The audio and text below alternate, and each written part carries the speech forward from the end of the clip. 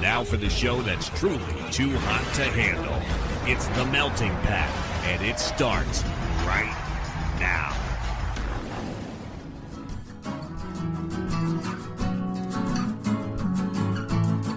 You're listening to The Melting Pat. Here's your host, Pat Johnson. Well, thank you, Jerome. Hello, my friends, and welcome to the show, The Melting Pat, the Next Level Network. How are you? How's it going? How's everything going with you? I'm okay. You know, a little tired. It happens. Things happen and don't happen, and then more things happen. That's how life goes. Hope you're doing well. Welcome to the show. Oh, man, what a great start. I should be a politician with all that. I said a lot there without actually saying anything. Good stuff. Thank you. Thank you for being here. We are 2 weeks away from you hearing episode 500. If you weren't there in person, then, well, you get to hear it in all its glory, pretty much. And again, I can't believe how good it sounds because we recorded it. It was recorded blah, blah, blah, blah, blah, on my cell phone Tim brought his legit speakers, and so that helped. But yeah, the audio was recorded on my phone, which was insane that it worked out, and I'm really excited for everybody to hear it. That's in 2 weeks. Today, we have some things to discuss with you. I saw a new social media platform called SocialAI, and it is basically chatbots responding as your followers. And I looked at some stuff. It's just as weird as it sounds. So we'll talk about that. Sony is releasing a new version of the PS5 called the PS1 Classic version. So we'll talk about that, and that will lead me to a couple of little gaming stories that I saw, little gaming-related posts that I saw, people complaining about gaming. So we'll get to that as well. We got some sports stuff at the end of the show, so I'll let you know that you can, get on out of here when we're all done with that. Well, not when we're done. When we're done with the other stuff, then you can get out after the sports, because I know there are some of you who don't like sports. So I'll let you know. We'll talk, Sixers in Center City. We'll talk Oakland A's, and we'll talk Phillies. And that'll be that as we wrap the show today. All right? Ah, boy. A lot going on. It doesn't feel like a lot because there will only be like 3 breaks. 4. We have the song. So it doesn't feel like a lot, but I think it's going to be a pretty packed episode today. So hope you're doing well. Strap in. I don't know. I shouldn't say that. It's not that big of a deal. But there we go. We got some stuff, man. All right. Patreon. There we go. I tried to do this, and it didn't go well. So patreon.com/themeltingpat. Sign up over there for some bonus me. $1 gets you the show before everybody else, and $3 gets you other things. Bonus patcasts and some other things that I'm working on that nobody else will get. So give me $3 a month and get some more stuff. Get some more me for your ears and eyes. And also donate to the GoFundMe as we're trying to pay off the venue. And get that out of our way as soon as we can. All right, we're up over $1,000, which I am blown away by and extremely grateful for. So there we go. We are close to our goal, way much closer to our goal than I ever thought we'd get by this point. It's only been about a week, almost 2 weeks, and we are much closer to our goal than I thought we'd be at this point. So thank you to everyone who's donated. If you've shared it, that's great. Tell your rich friends. We're a few $100 away to getting this all behind us. So GoFundMe. It's at the website. There is a link on the website there and in the show notes. So click on over there. Help us out if you can. And if you can't, at least if you can share it, that'd be great. All right? All right. So we have a new song today from New Friends. And this, as I sit here, the EP is not out yet. But by the time the show goes up, the EP will be out. So shout out to a dear friend of the show, Full Blown Meltdown, who, so the band that we're playing today, they're called Career Day. And they said on Twitter, they're looking for people who are in the media space to promote the EP, promote their record and all that stuff. And so our buddy Full Blown Meltdown tagged me and said, hey, he's a homie, send it over. So Desmond from Career Day reached out and said, hey, what do you need? And I said, send me a song you want to play or anything you want me to say. And he did say, they did send me a blurb that'll be at the website because I feel like if I read it, it would be a mess. So for the benefit of everyone, I'm not going to read the whole thing, but that's up at the website. So there you go. The new EP is called I'll Always Be This. Again, it is out now. You can find them on Bandcamp at Career Day NY. There you go. Career Day NY is in New York. .bandcamp.com. There you go. They are touring the East Coast this fall. They are playing a fest in October, and they're doing a Midwest run in November to support the release of the EP. Congratulations on the EP. Kick some ass on the tour. Here we go. Brand new Career Day. This is Rumors of My Wellness. It's the Melting Pat. We're coming right back. I'm running out of things to quit. Rumors of my wellness sadly are exaggerated.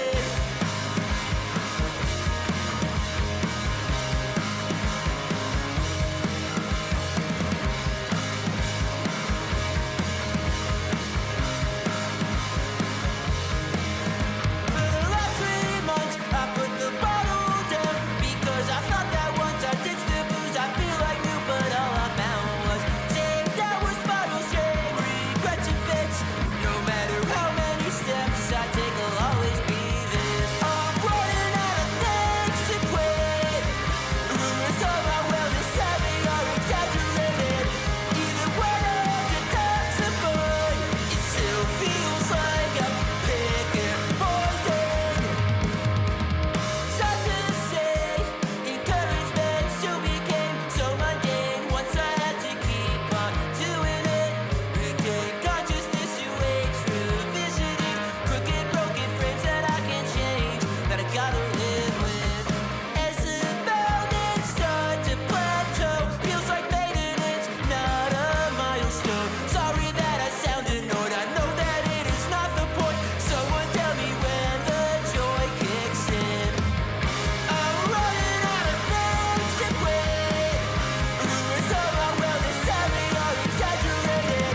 Even when I detoxify, it still feels like I'm picking poison.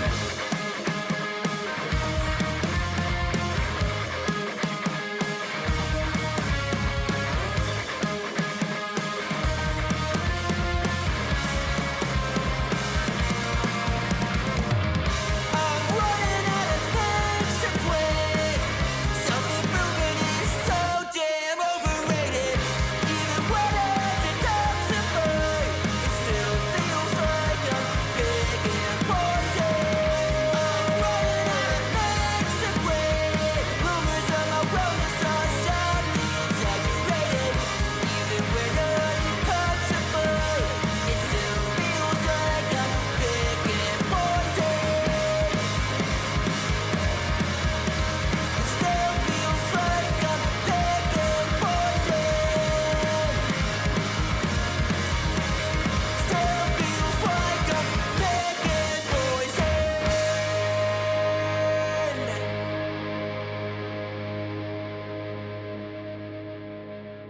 And there you have it, our new friends, Career Day, with a song from their latest EP. That is Rumors of My Wellness, and their EP available now is I'll Always Be This. It's the Melting Pat, the Next Level Network. Oh,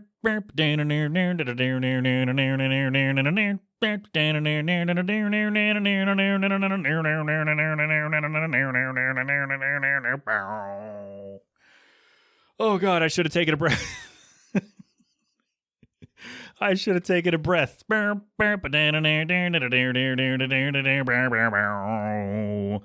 we go. We made up for it. I'm leaving the first one in there because I thought that was funny. So there you go. Career Day is the name of the band, that song. Rumors of My Wellness, their new EP. I'll Always Be This is available now. CareerDayNY.bandcamp.com to go pick up that. You can also stream it where you do those things. But from everything that I have heard from all the artists I've talked to, buying it is better, and go see them on tour.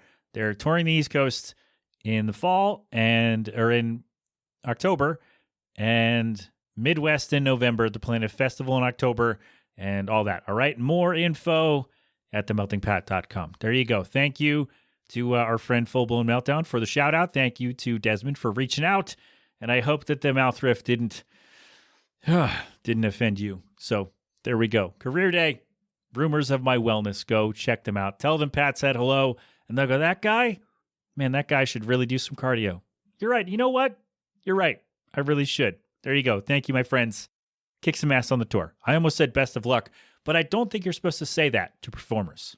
I don't think maybe that's only in the theater, but I don't know. Maybe I'm not supposed to say it to any performer. So there you go. By the way, before we get to the rest of the show, I have to shout out my friend Jason Didner, good friend of the show, Jason Didner. We've played a song from his a couple weeks ago, Underwater Basket Weaving. We were supposed to have him on, and it didn't work out. Scheduling hasn't worked because that's what happens when life things go on. But he wrote a piece about me, about the show, really, which I think is like the first time someone's ever gone so in depth about the show. Like people share it and go, wow, this guy's great, or oh, this guy had me on talk about this. Like people have done that. But Jason on his website like dedicated an entire post like as a feature to this show. So that'll be in the show notes, jasondidner.com. Didner is his last name, Jason. The link to the post will be in the show notes and at my website as well. Yeah, I thought this was really cool. So again, 500 episodes coming up for me.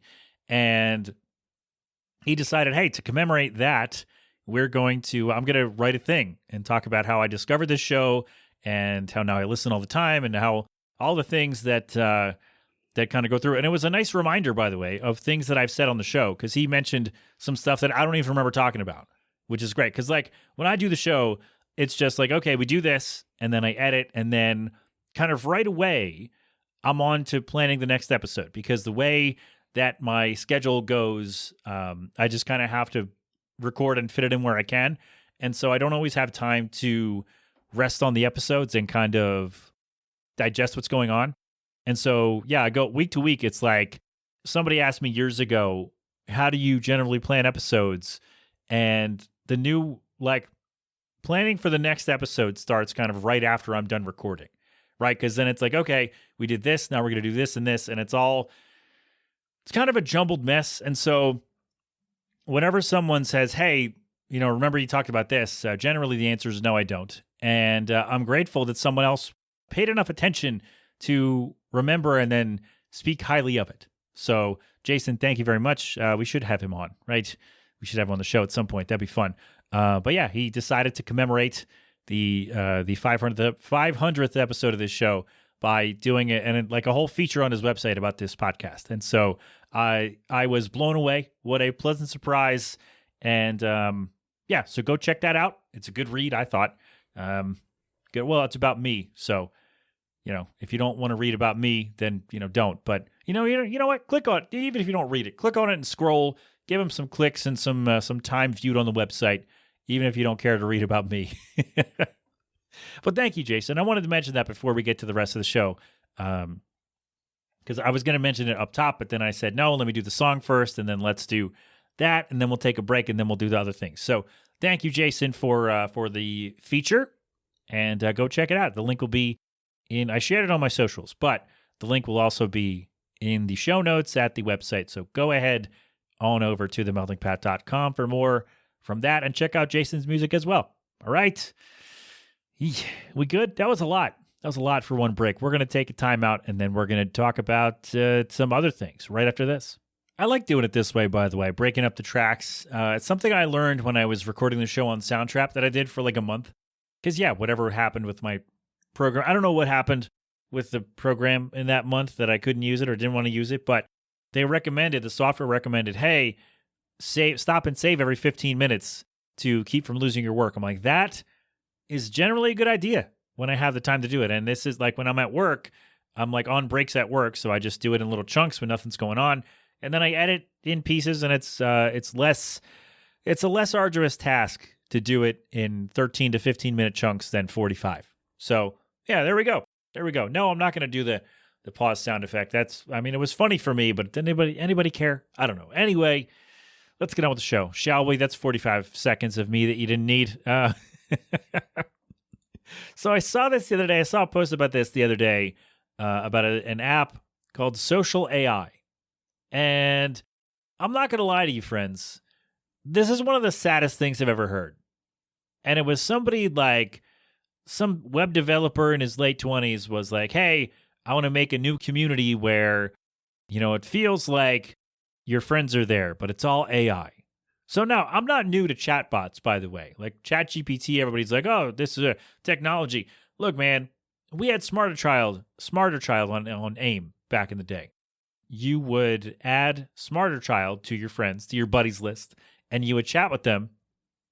And there was a bot. It would reply back to you with, whatever the canned phrases were, right? Whatever the pre-programmed responses were, Smarter Child would spit those back at you, and you would have a conversation, right? So this is not new.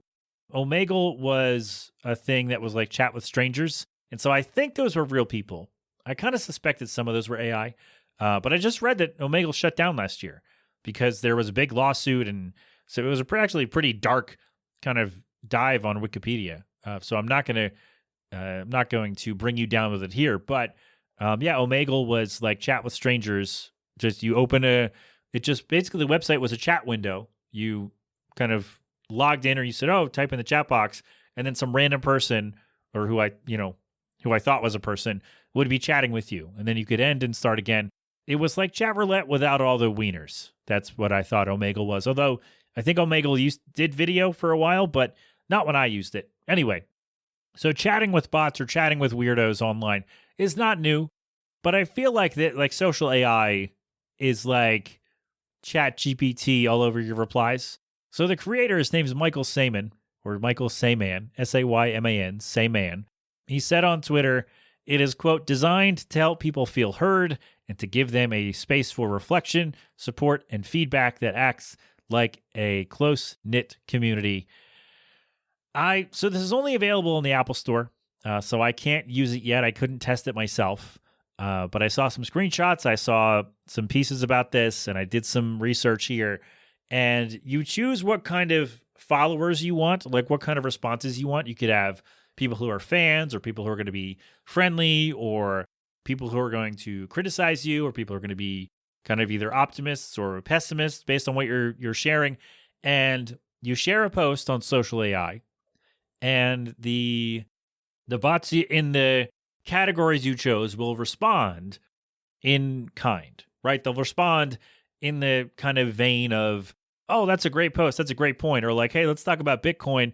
Oh, Bitcoin's interesting, but I don't know if it's going to be a big thing, right? And so depending on the filters you set, you can chat with these bots about anything, I suppose. And then, I don't know, man, like, the guy says, it acts like a close-knit community. I read, from everything that I read about this, the examples that I saw, it doesn't seem like that, man. Like I said, it seems like it's ChatGPT in your replies, right? It's just like, it doesn't feel like community. It just feels fake. It feels like you're talking to a chatbot or several chatbots. And so I get the idea. I understand the premise. If it comes to Android, I will check it out and I'll give you a more detailed review. But like I said, I understand the idea. I don't care for it. I really don't. It's just like, why do we need, like, I don't know, man. I guess you can get some social interactions or social media interactions without having to read a bunch of racist stuff from strangers. So I guess that's good. And so I kind of get that part of it, but I don't know, man. Just really, like, if nobody sees your post, like if you don't have a lot of followers like me, you share whatever you want. Nobody really cares because nobody sees it. And you're just like, all right, cool. It's not in my head anymore, which I've said many times on the show is when you have an idea, the worst, if you're I guess specifically for a creative, but for other purposes as well. If you have an idea, the worst thing you can do is let it sit in your brain. And so having somewhere to share it is helpful. And maybe even getting some responses from AI would be helpful if you're just sharing an idea. But in general, it's like, it's kind of weird and sad that basically somebody took Chat GPT and put it into a social network. And so you log in, you make an account, you log in, and you choose what kind of responses that you get. I hit the microphone somehow. You choose the responses that you get, or like the categories of response that you can get. And so you type in your question or your random post or whatever, and then it spits back a bunch of like, hey, I think it's a great idea. Or like, oh, I don't know, man. And it's just like, all right, I can do this in a different way and not have to download another app. I don't know. Like I said, I will give you a better review. I'll give you, not better, maybe it won't be better, but I will give you a more detailed review if I can use it myself, but I don't have an iPhone, so that doesn't help. But yeah, if it comes to Android, I will do a review.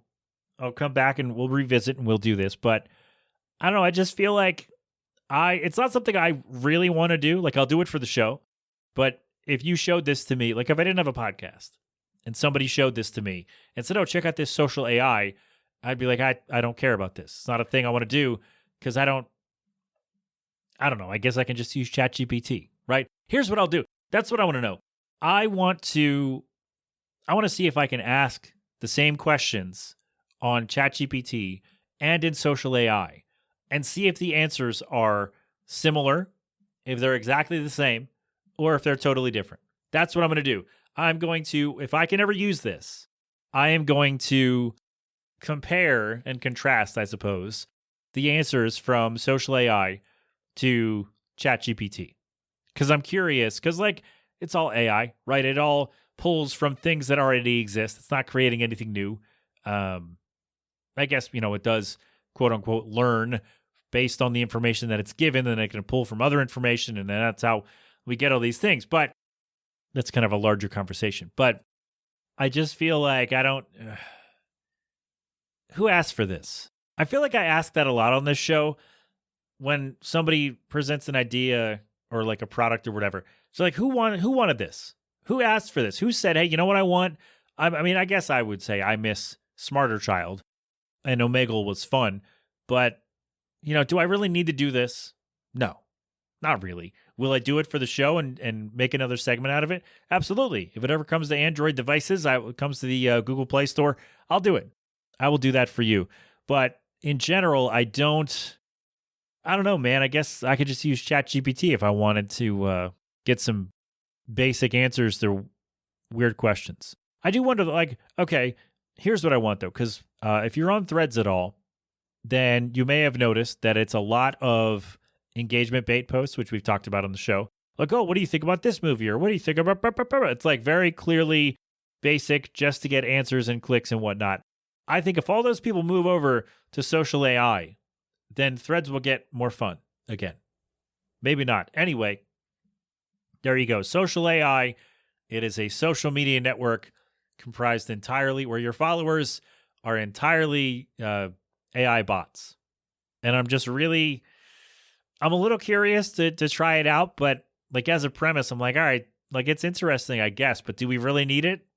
I don't know. Look, and maybe when I can actually use it, I'll be able to have a better understanding of why this needs to exist. But where I'm sitting right now, it just doesn't seem like who wants this? Who asked? If you think, all right, anybody who's got an iPhone, here's what I want you to do. If you have space on your phone, I don't know how much space you have on your phone, download Social AI and ask it like 3 to 5 questions and let me know what you think of the answers.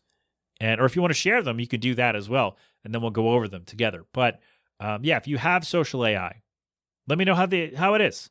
Let me know how you enjoy talking and getting answers to and from chatbots, like in real time, I guess. Let me know. All right. All right. Social AI. I don't know. Just get some friends in life, I guess. Is that a thing that we can do? Just get friends? No? Is that too hard? I don't know. It is hard to make friends. You're right. You're right. We shouldn't say that. But anyway, there we go. Break time. Let's do something else. We'll talk about video games and something right after this. Sorry about that. I don't know what happened there. I wanted to take a break and then I couldn't figure out how to get there. I don't know, man. All right, let's do video game stuff. There. Is that better? So there are actually 3 things in this break here, and I kind of mashed them all together. I'm sure I'll figure out how to make this go smoothly. But Sony announced that they are releasing a PS1 Classic edition of the PS5. And so basically, they are making a limited edition PlayStation 5 console that looks like the old PlayStation console from back in the day. And it's, the gray-ish color, and there's a new controller too, and it's just a complete retro look for the console. Same console, and it just looks like the PS1. And when I first saw this, I'm like, okay, money grab. And I still think that. But I wonder now if I can play if I can play all the games from PS1 through PS5 on this one console, then I think it's worth getting if you're a PS5. Like if you play enough games on your console where you have, like you want to get a PS5, if I could play all the generations on one console, then this would be a worthy purchase. Not for me personally, because I don't have $700 right now. But if if this was completely backward compatible, where you could play PS4, PS3, PS2, and PS1 games, and PS5, obviously, on this PS5 Classic version, then I will say it's more than a money grab, like it's a new thing. But everything I've read so far does not say that, unless I just missed it. I will say I did skim a lot of this because I was looking at the pictures, okay? I was looking at the pictures. It looked really cool.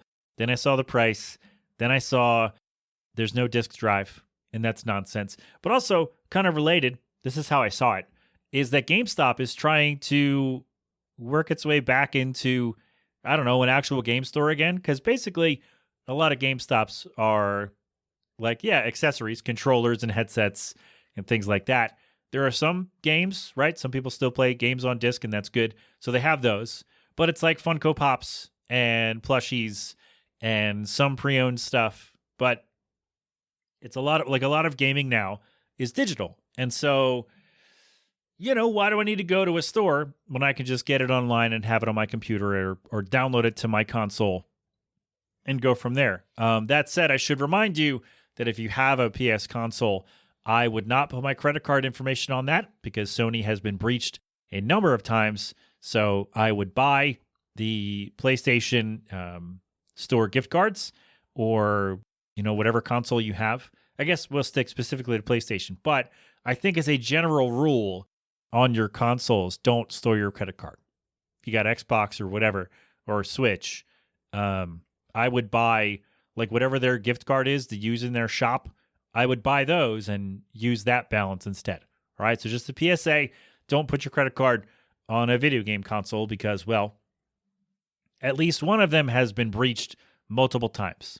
So just a little PSA for you there. All right. So GameStop's trying to come back like, hey, look at that. We have physical games and you can trade in stuff. And I'm like, all right, man, cool. If you give me more than 8 cents for a game, then we can talk, I guess. But I don't know, man. Related though, can we do this before we get to the other stuff? Like I said, big gaming break here. So if you don't like video games, you probably checked out. But I want Steam to have an option to get a physical game.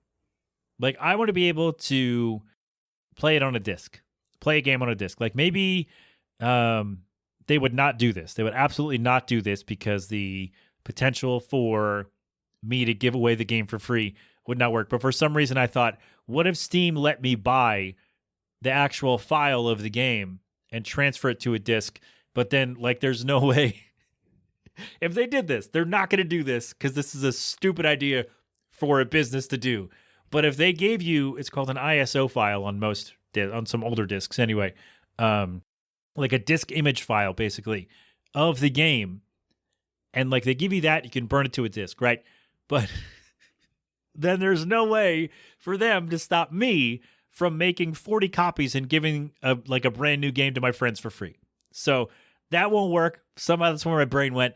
But if Steam said, hey, we're going to release physical versions of some of these games, if they released a physical version of, Tony Hawk 1 and 2, I'd be like, yes, let's do that. For that, I would buy a disc drive. I kind of want to buy one anyway so I can watch some Blu-rays on my PC because I don't have a disc drive in this. I wonder, though, if I could... I just leaned down to look at my tower I could actually see inside of it, but I can't do that. So, hey, Josh, if you listen, do you recall if there's a space for this to get an actual drive, or do I have to get an external guy? Josh probably is not going to listen, but anyway. I should call this episode just, yeah, but anyway. Sorry, it's a tick. I'm sorry. So, yeah, I would buy a disc drive. If Steam said, hey, we're going to do some physical releases, I would consider getting a disc drive. Because I kind of I feel like if I buy a game And I don't think this is unreasonable, by the way. If I buy a game, I should own it until it no longer works. Not until some service decides to pull it. I should own it for as long as it works. That's me. Anyway, PS5 Classic. So I just wanted to throw that in as a related little video game tidbit. It looks cool. I love the look of it. It's, the classic gray of the PS1 on a fancy modern console. I think it looks awesome. However, not for $700 and not for disc drives sold separately. So we don't want that. How much is the PS5 disc drive, by the way? Let's look that up. I want to see. Let's see. PS5 disc drive. How much is it? I got one on eBay for $110.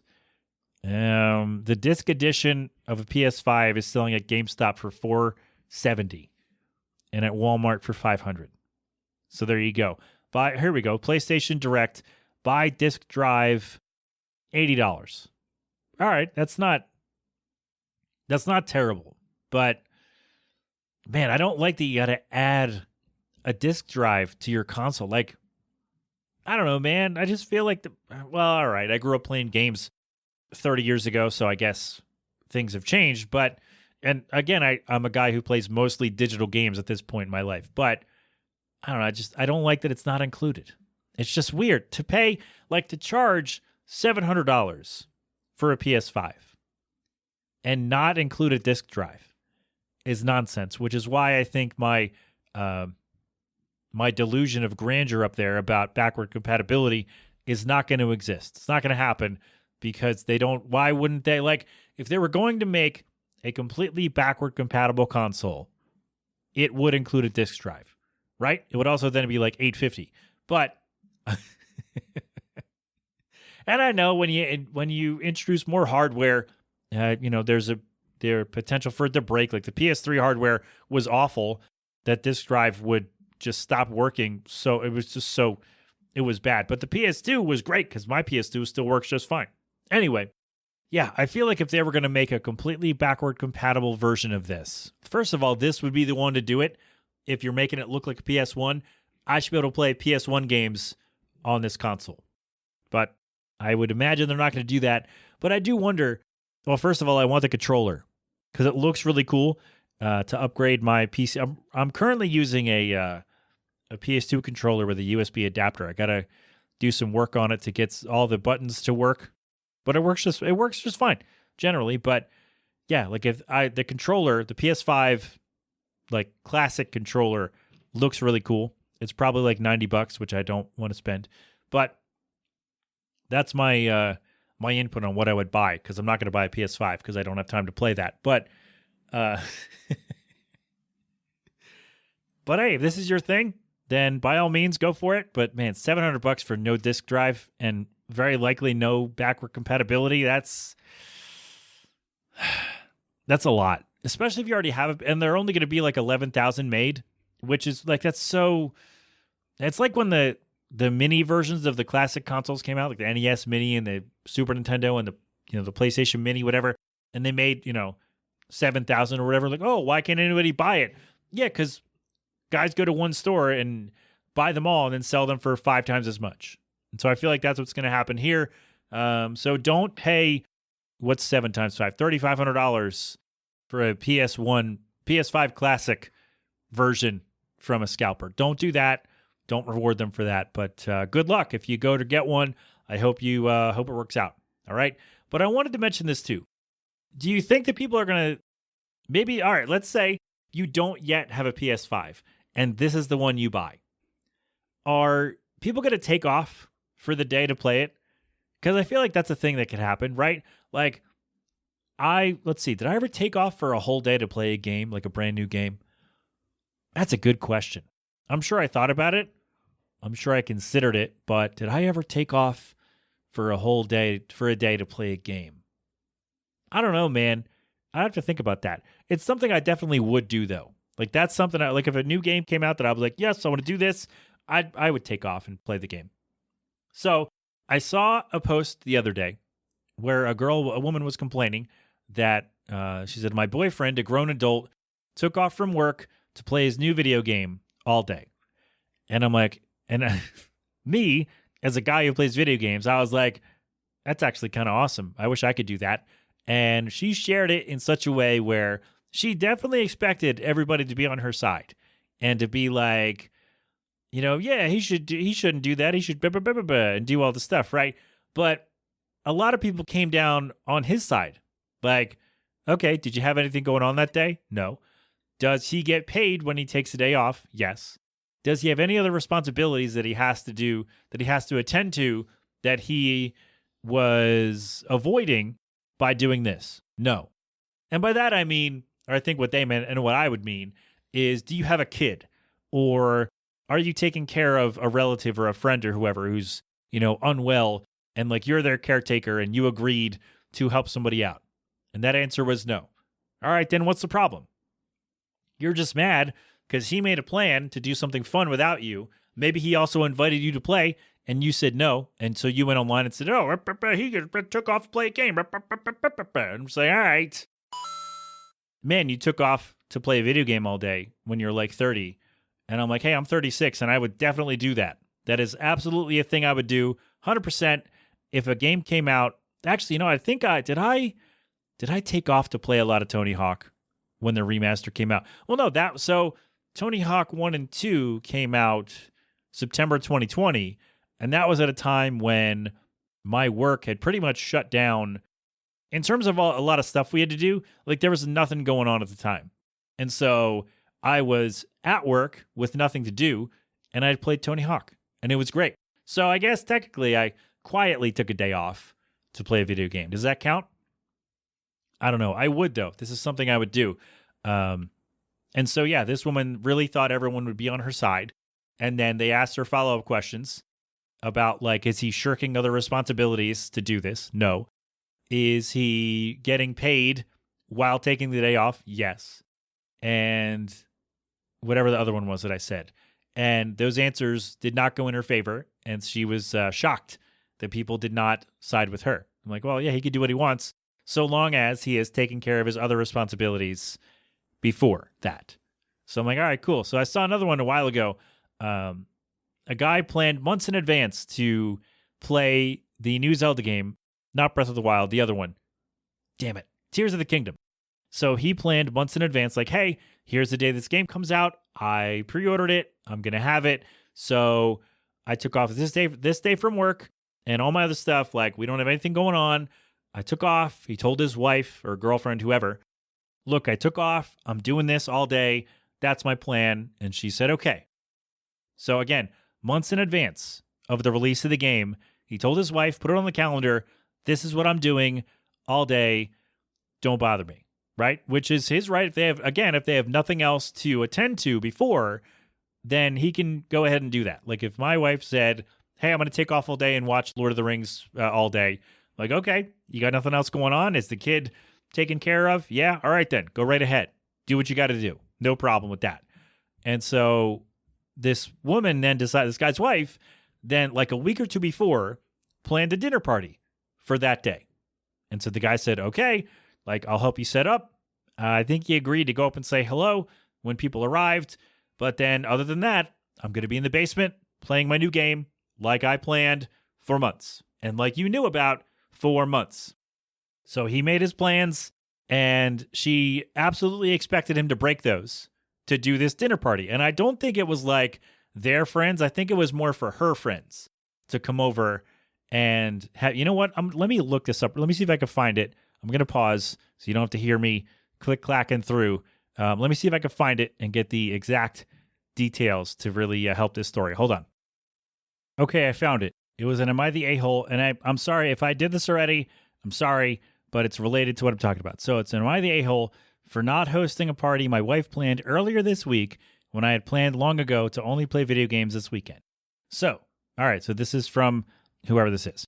Zelda Tears of the Kingdom came out today on Nintendo Switch, and I've been looking forward to and planning for this game for years. No kids in the house, just me and my wife.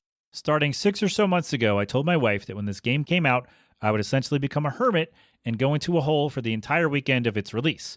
I would eat, sleep, breathe Zelda. I continued to reiterate to her my plans every time the topic came up, and even more so as the game got closer to release. I took time off work as I put this on my work calendar as soon as I knew the launch date. Fast forward to earlier this week, I reminded her again that I would essentially disappear this weekend to do what I want, which is play the new game all weekend. She then plans a movie night with a bunch of neighbors for tonight on launch day. So wait, hold on. Okay, let me finish it out and then I'll kind of dive in. So fast forward early this week, reminded her, okay, she then plans a movie night with a bunch of neighbors for tonight on launch day. I made sure to clean up the house, do the dishes, and even did like 4 loads of laundry and reorganized the linen closet in preparation for the weekend. The time for the party rolled around, and I took a break from playing, made all the popcorn, and set everything up on our home theater for her, and then went back to play my game. As guests showed up, I welcomed them in and showed them the way to the theater room and continued to play my game.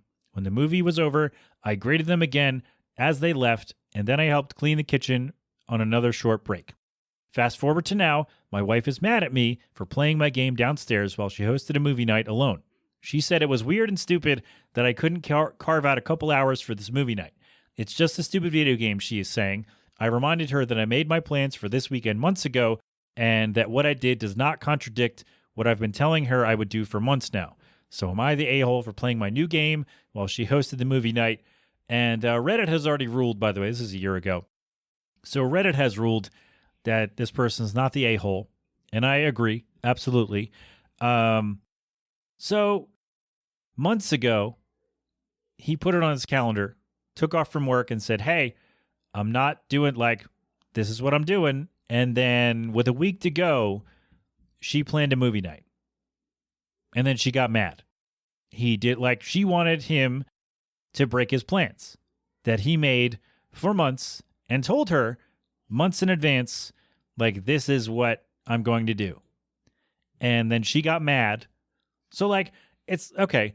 He said, I'm going to do this. I'll play my game, whatever. So then with less than a week to go, she planned a movie night for launch day. And so he said, okay, I made the popcorn. I did the dishes. I did laundry. I cleaned up the closets. I did this and that. And then as people arrived, I went upstairs. I welcomed them in. Hey, here's where the movie night is. Okay, I'm back to play his game. And then the movie ended. He went back upstairs and said goodbye to the guests, let them out. There you go. So it's not like she did all the stuff by herself and then he just disappeared and played his game.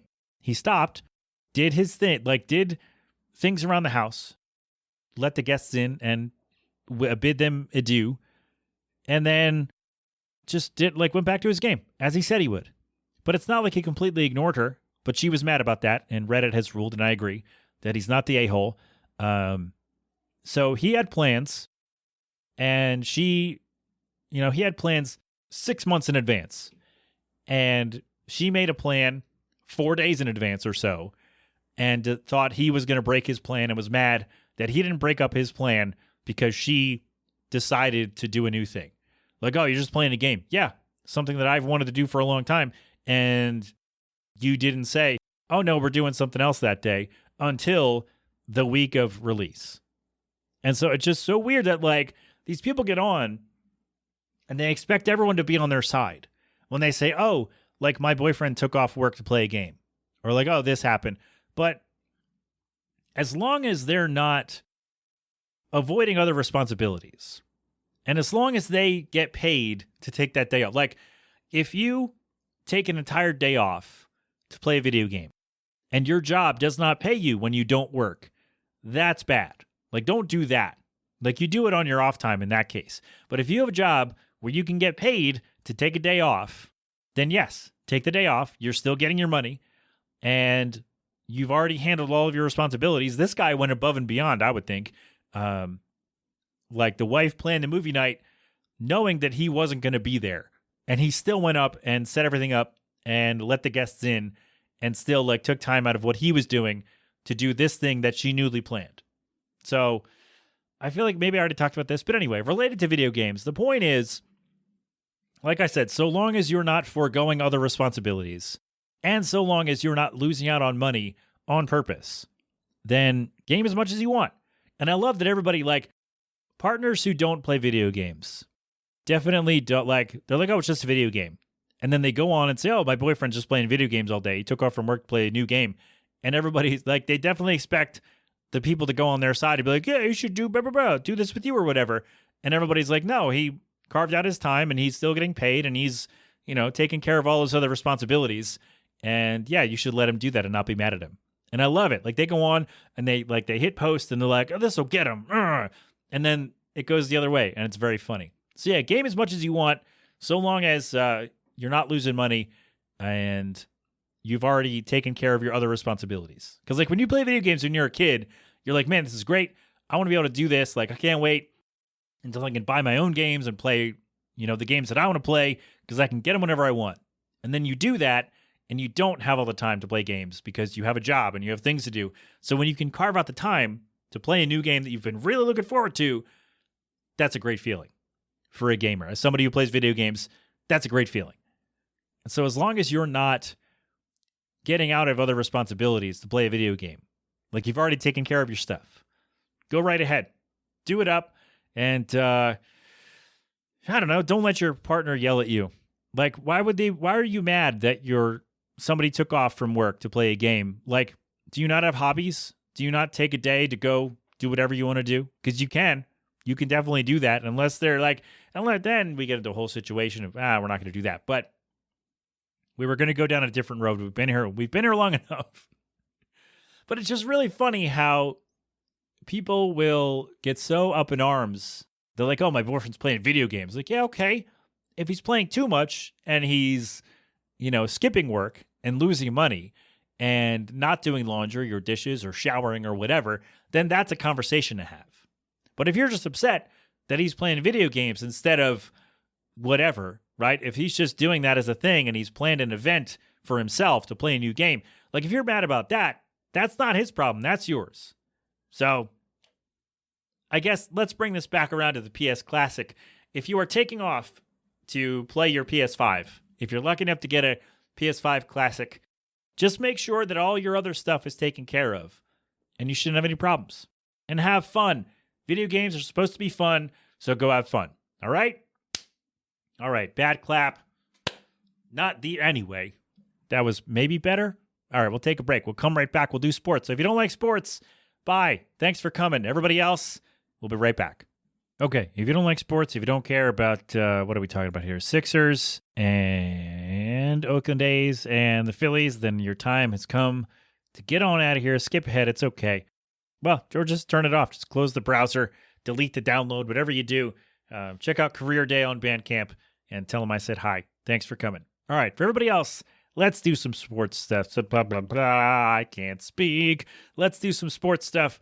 The Sixers, I mentioned a few months ago that they were planning to build an arena in Center City. Currently, they're in South Philly, and they want to get out of there and build their own arena, their own complex, I guess. And they want to do it in Center City, down around 12th and Market, I think. So they want to gut part of the new-ish fashion district, what used to be called the Gallery, for those in the area, and basically would, I don't want to say gut Chinatown, but it would have a significant impact on the neighborhood.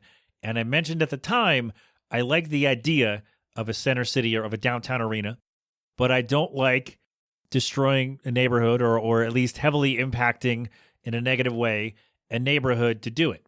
And so everybody's like, oh, everybody comes down on this side, that side. And the mayor this week or last week said because then there was a rumor that the Sixers were going to go actually play in Camden, that New Jersey would offer them significant tax breaks to move the arena there. And then you have all that mess going up.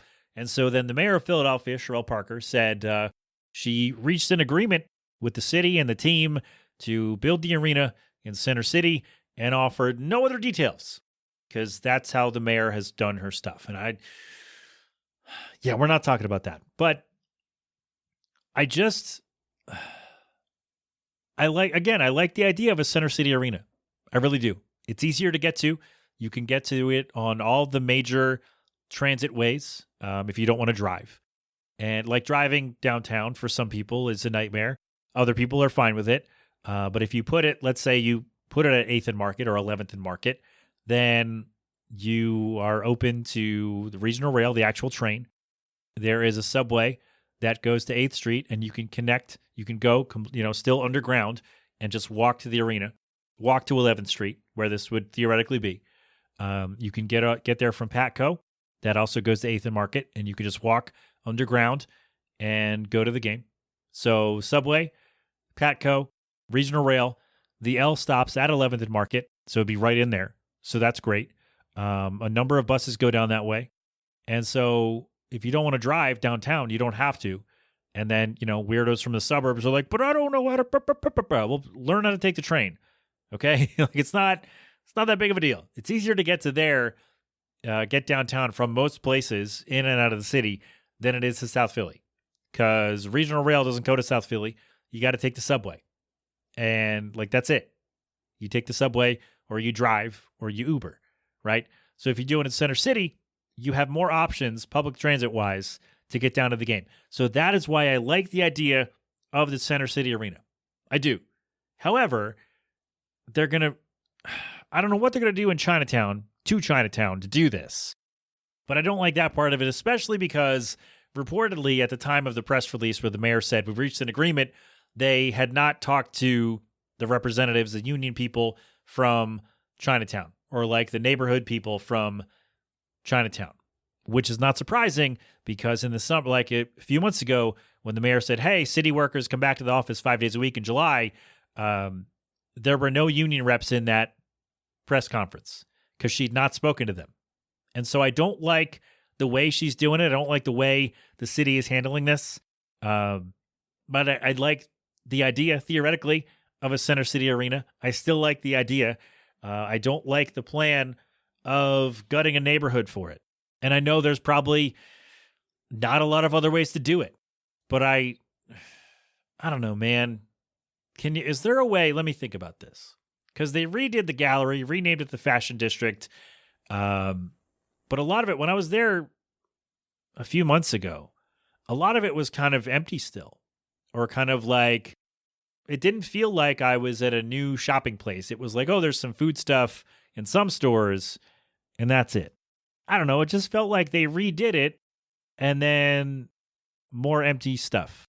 It just felt weird. So I wonder, is there a way, you'd still have to go deep into the town to, I was going to say, is there a way just cut off half, like I mentioned a few weeks ago about making the mall into a family fun center where you cut it in half basically.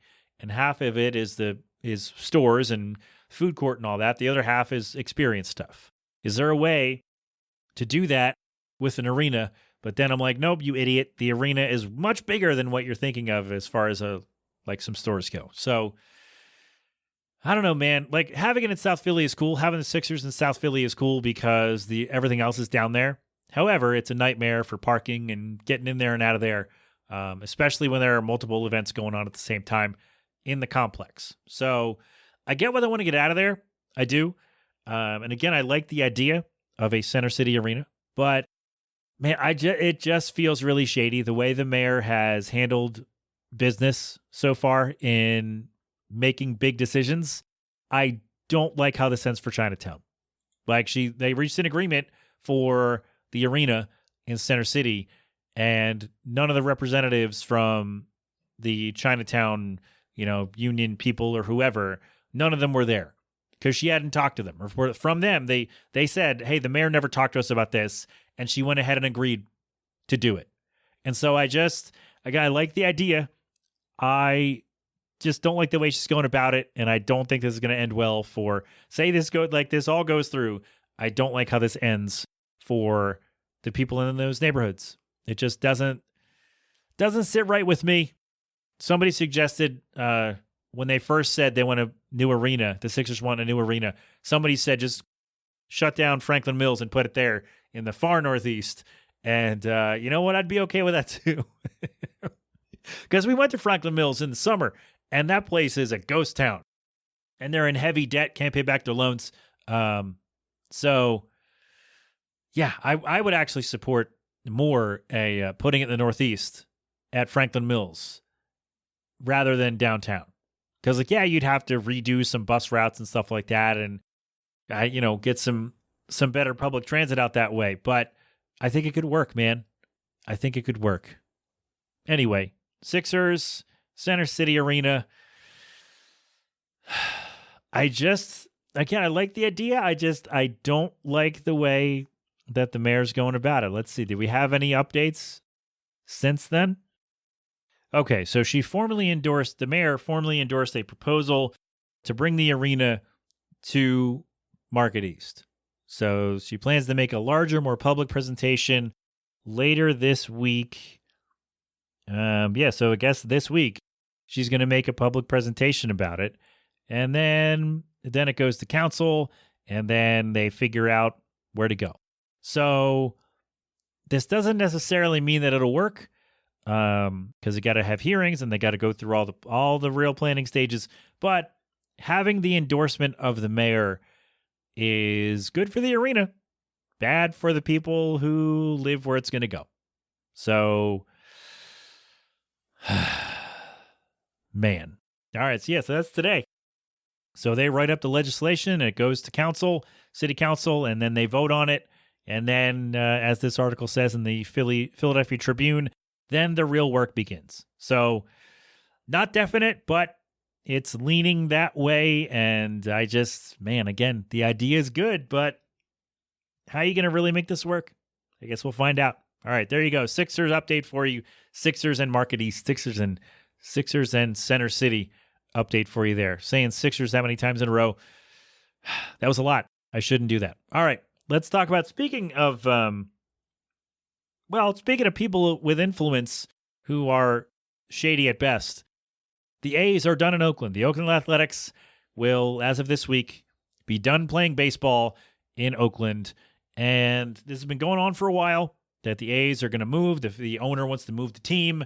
I would have rather he sold the team to someone who actually wanted to keep it there, and then he opens a new team in Las Vegas. But anyway, that's not going to happen. So he wrote a letter to fans this week.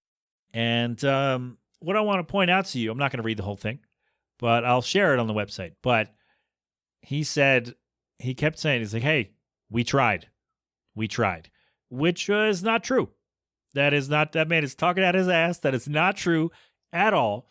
They had a plan. The city of Oakland had a plan, like, hey, you want to build a stadium, build like a complex here for us down by the waterfront. Here's $300 million.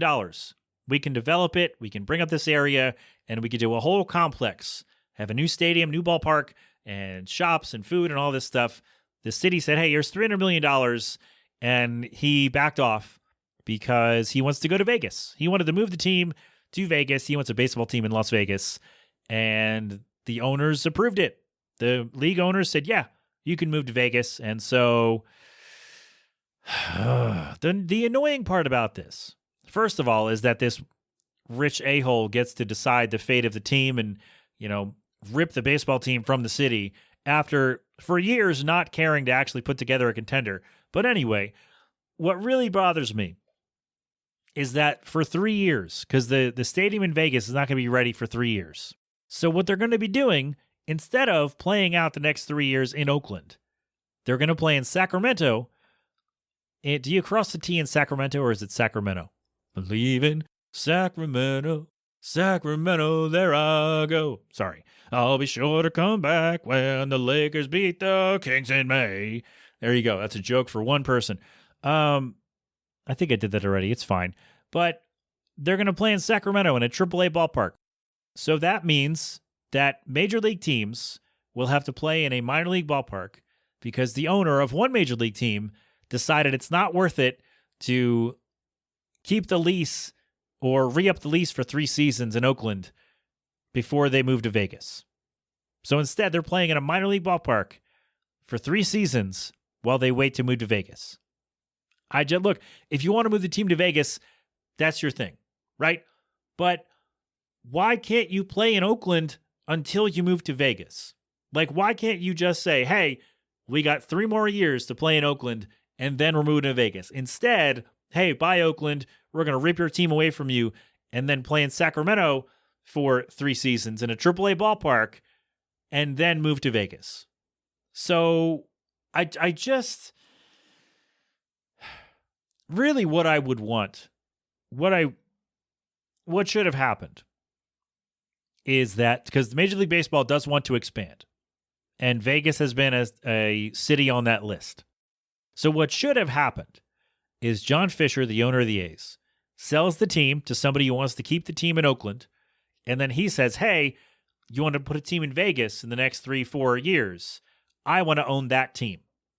So instead of ripping a team from Oakland to move to Vegas, you buy a new team, an expansion team in Vegas where you want to go, and then Oakland gets to keep their team. You get your team in Vegas. They don't have to play in a AAA stadium for 3 years. Everybody wins. Instead, this greedy guy just gets to say, all right, we're moving to Vegas. Oh, can we still play in Oakland until we get there? No, you're playing in Sacramento for 3 years. Good luck. Like, how? If I'm a fan of the A's, if I'm living out there, like, I'd be angry too. I'm angry now. I live across the country. I'm angry about this. That you could just rip the team. Like, the stadium's not even built. They haven't even broken ground, I don't think. And you're like, all right, we're moving. We got to get out of here. And we're going to play in Sacramento. Instead of, hey, let's do 3 more years in Oakland, and then we'll go to Vegas. At least then, like, you're playing out the tenure in Oakland. Instead of 3 years in Sacramento, and then Vegas, and then who knows what. It's really annoying, and I feel really bad for the A's fans. I really do, because they don't deserve this. And like, oh, people didn't go to the games.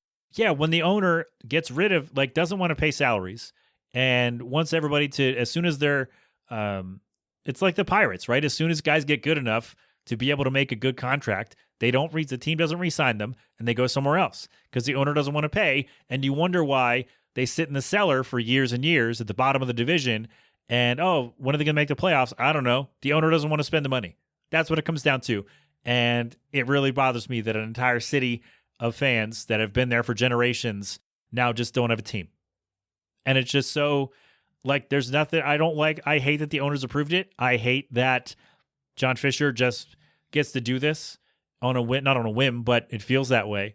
And I just hate that the A's are Oakland's losing their team because of a greedy owner who has not cared for 20 years to put a decent team on the field and instead just gets to rip them out of the city. I hate it. I absolutely hate it.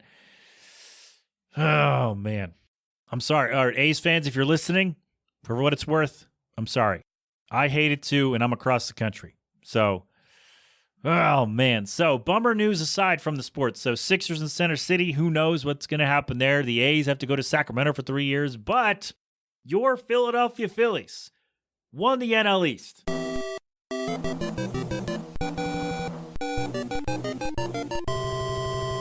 Yes, very excited. As I recorded, it happened last night. So they have some work to do because they still want to earn one of the top 2 spots to get a bye into the second round, so they don't have to play the wild card series, which is it's an extra 3 games basically, or an extra 3 games, and or an extra 3 game series, I should say. And so you want to avoid that, and so they won the division. So as long as they're one of the top 2 teams, one of the top 2 division winners, then they get a bye. And so that's what you want, because then the 3rd division winner and the 3 wildcard teams all play 3-game series as is. So you want to avoid that if you can. The National League has some hot hands. The Padres are playing really well. The Diamondbacks have played well lately. The Dodgers are the Dodgers. And the Brewers are the Brewers. They're really good. The Mets have been playing really well. And who else we got? Did I get them all? And I think the Braves are going to miss the playoffs. I think I read that. Well, they have 3 against the Mets this week. 3 or 4 against the Mets this week. And if they don't win out, basically, then they're not going to make it, which is crazy because the Braves have been like a picture of consistency and making the playoffs and just getting in and wreaking havoc. And I think this year they're going to miss out, which is delicious, honestly, as a Phillies fan. Oh, man. Good stuff. So there you go. I mentioned this every year on the show, every September, every mid-September, every, get into October, is if you are a casual baseball fan, if you only watch when it starts to matter, I'm here to let you know it now matters to you as a casual fan. So jump on in, get on the Phillies bandwagon. I will welcome you with open arms. And playoffs start October 1st. So we are very close to that. I'm very excited Go Phils. Go whoever you like, unless whoever you like is playing the Phillies, then I can't agree with you. All right, there you go. Also, for the weirdos online who think that baseball is dying, attendance is up once again.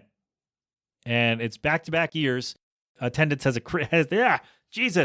back-to-back years attendance has increased, and they are looking to get their highest attendance total since 2017. So, weirdos online who think that baseball is dying are incorrect, because people are still going out to the games, and attendance has steadily risen.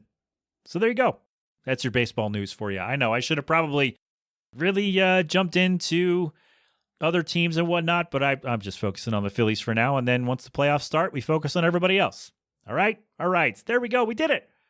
We did it. We made it. We got to the end of the show. Somehow, some way, that was a lot of sports. My goodness. We're going to cut some of that out probably, or not. Or we won't. Big show.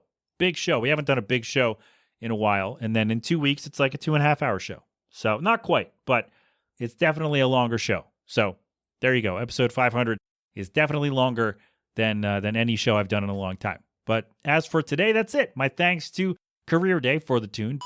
I'm not supposed to say that. Kick some ass on the tour.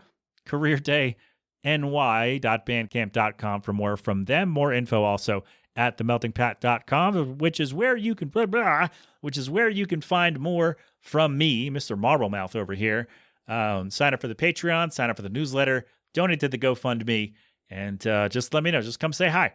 Let me know what's up. And you got questions, comments, concerns, observations, corrections, whatever you got, let me know over there. All right? All right. That's all. We did it. We made it to the end of the show. No G-Love this week because this has been a bit of a longer show. But Philadelphonic.com for more from them anyway. And we'll play my thing at the end. All right? Thank you very much. This has been an 8 Boylan production. So until next time, my friends, have fun. Be safe. Thank a veteran. Wear your mask. Wash your hands. Get vaccinated and boosted when you can. Tip your wait staff. And, of course, don't do anything I wouldn't do. That is all for today. I thank you again very much. You've been inside the Melting Pat on the Next Level Network. Go crap open a cold one.